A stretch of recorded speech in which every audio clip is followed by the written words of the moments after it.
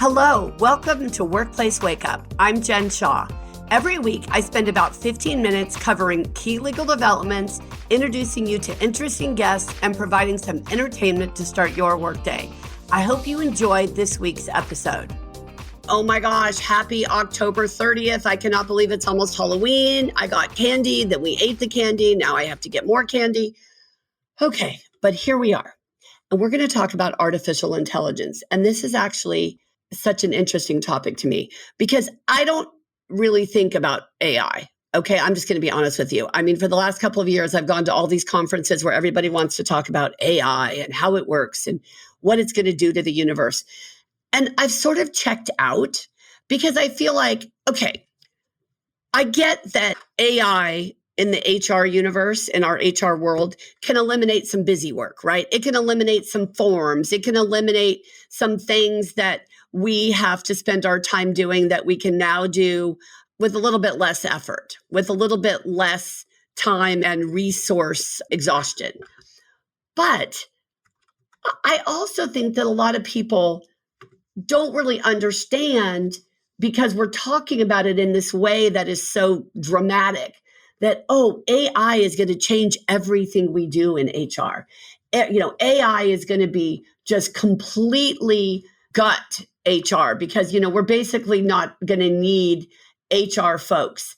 And I just find that so interesting because it's not. I mean, no robot is ever going to be able to talk to somebody about their internal sexual harassment complaint in a way that we can have the person who's making the complaint feel like they're being heard. Like that is not going to happen. So yes, HR professionals cannot ignore AI. We need to understand how AI might affect our own roles and how to prepare our workplaces for more artificial intelligence, which is coming. I mean, the other day I was in San Francisco and I saw one of those self-driving cars. Okay, literally, you guys, there's no one in the car and it is driving. And it's got this kind of weird Gilligan's Island type of radar thing on the top of the car. And I guess that's how they figure out where they're going.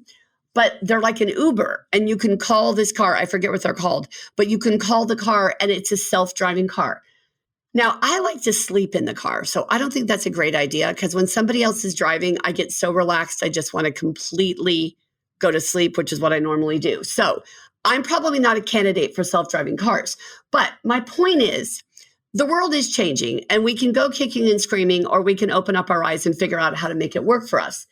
It is definitely true that artificial intelligence will help us identify better ways to roll out benefits. We may get lower benefit costs. We're going to be able to increase employee engagement with some automated processes. There's no doubt about that. And when you talk about AI, artificial intelligence, we need to remember that there are different types of artificial intelligence, right? So a lot of people talk about predictive AI, where machines are learning how to identify patterns in past events, right? And make predictions about future events. Things like looking at a resume, at the experience in a resume and saying, okay, did this experience get us a good candidate last time? Those kinds of predictive AI, that's been part of HR functions actually for a while.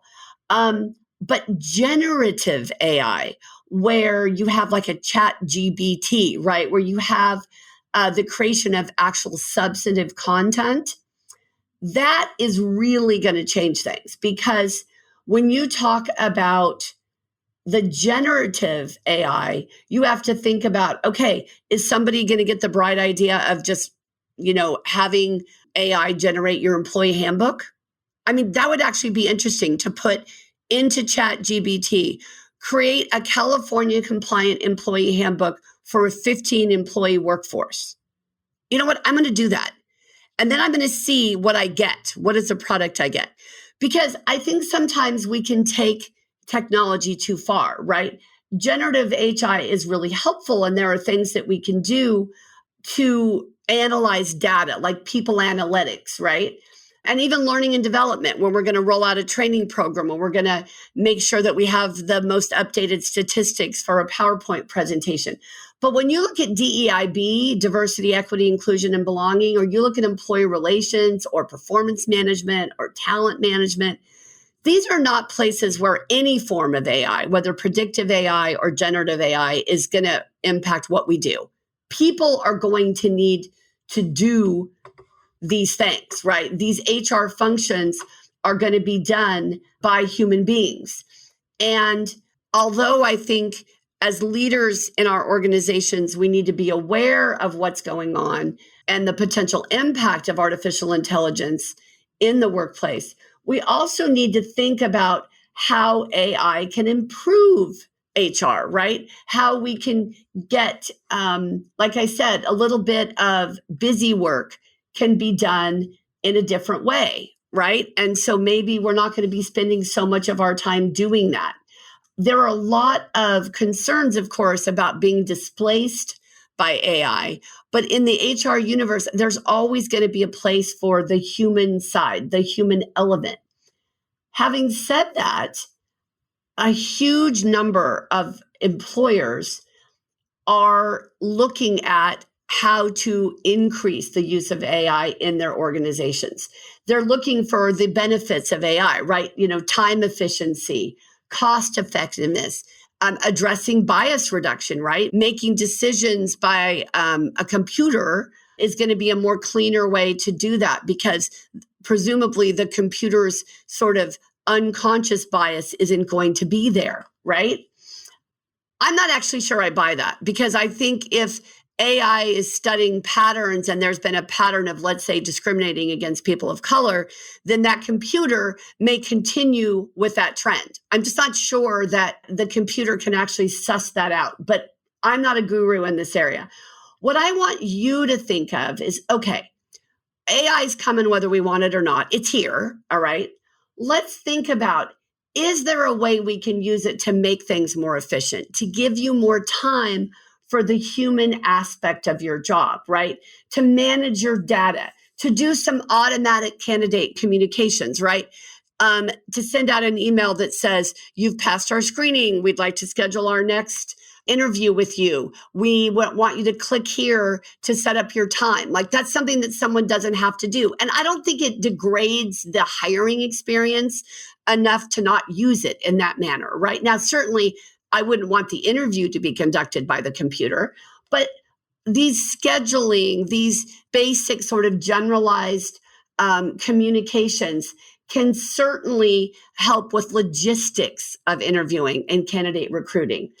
They can also help with management, performance management, right? They can help with keeping track of data and statistics and whether we're meeting our goals and how we are processing things. Let's say you're an insurance company, you process claims. You can have an AI tool that will tell you exactly how many claims were processed and how much time by how many employees. You can figure out where you're having some inefficiencies, right? It can be very helpful AI in that way.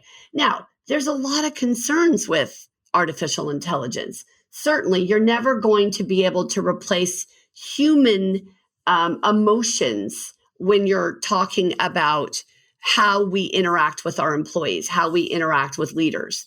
There are not enough laws in this area, actually, not yet, to actually deal with some ethics issues that can come up. So organizations really need to stay focused on what the law requires and making sure that we're doing everything we need to be doing.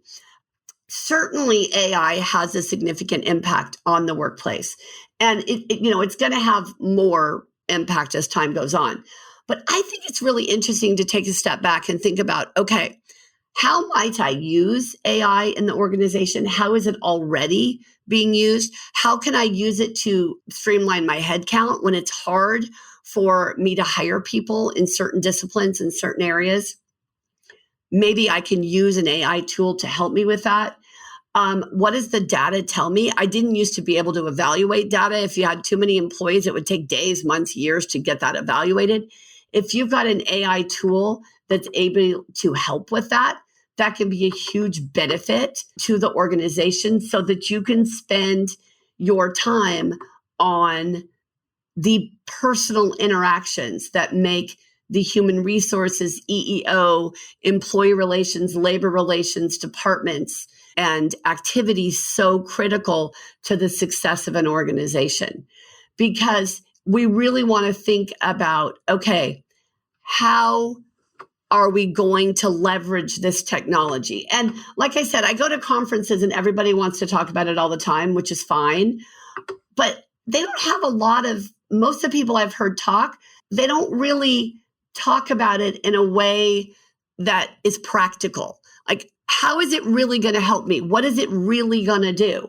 That I think is something that we really want to think about organizationally. Whether you have 5 employees or 500 employees or 5,000 employees, AI can help with recruiting. AI can help with performance reviews. It can help with your onboarding and offboarding processes so things are more automated. You can look at employee engagement and you can figure out, for example, if you're going to send out engagement survey, it can be automated now, right? You can look at trends and areas of concern. You can look at talent development as being driven partially by AI and really understand how your employees are growing and changing and what the data shows you about where they need some help, right? Or where they might be excelling. Workforce planning, right? Figuring out, how many of this type of employee do we need? What kinds of documents do we need? The same way you do inventory and you figure out, do we have enough on hand?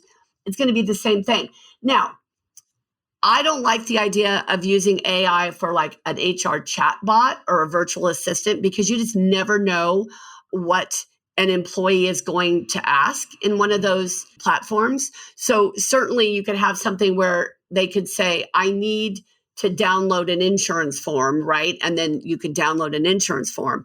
But anything that is remotely EEO related or labor relations, employee relations, they want an accommodation, they want a leave of absence, anything like that, you're really, I don't think, going to get much help from AI. And I feel like it could actually make things worse if we don't think about the practical impact and the idea that we need to stay up with technology. We need to understand technology. We need to know how technology can make our workplace better. But we also need to think about the downside. There was one survey I read where they said, if an HR person uses AI effectively, they can save up to 7.75 hours a week in terms of paperwork, kind of busy work, right? Okay, well, that's going to depend on where you work and what you do and how much technology you have. But it's interesting to think of, like maybe we would have more time to be able to do the things in HR that really make a difference in terms of making people feel engaged, right? And making people feel like they want to be in the workplace with us. So obviously, this is a stay tuned topic. I found some articles about AI in HR that dated back to like 2009. I didn't really think about this until the last couple of years ago, but obviously there were people who were much more forward focused than I am or than I have been. But the idea is really to start thinking about AI without the fear of losing your job, without the fear of robots taking over the universe. That is not going to be what happens. What we want to think about is how we can leverage it, how we can use AI to help us be more productive, to help us be more efficient, so that we can actually spend the time we need to spend mentoring and coaching our employees so that they are more engaged, so that they feel more excited and more motivated about their jobs. So keep your eyes open, keep reading, keep thinking. It's a good idea to go when you're at a conference and you have somebody speaking on AI, go listen to them, see what they're talking about, see what they're learning, and just have this sort of sitting in the back of your mind. I think as the next couple of years go by, we're going to have a lot more clarity about how artificial intelligence will impact the workplace and what we can do in HR to make that a positive impact. All right? Everyone, I can't believe how fast this time goes every time. Our time is up. I am so grateful for you joining me here today. I want to do a shout out here right now to John Christensen, who is our amazing techno wizard. Speaking of artificial intelligence, he helps us put together all of these podcasts. He is amazing. He is smart. He is helpful. He is enthusiastic. He is engaging. I mean, I just can't tell you. So he does lots of things remotely, so you don't have to be in the Sacramento area where we are. If any of you would like an introduction to John, please reach out to me. He does television shows, he does commercials, he does all kinds of stuff. So thank you, John. I love you. Thank you, everyone else. Have a wonderful rest of your day, and I'll see you next time. Workplace Wake Up, including our guests and hosts, do not provide legal advice in this podcast. Do not act upon any of the information discussed in this podcast without first consulting a licensed attorney in your jurisdiction. If you enjoyed this episode and would like to spread the word, please share it with others, post about it on social media, and/or rate and review it. You can also follow us on LinkedIn, Twitter, and Facebook, and email us at info@shawlawgroup.com.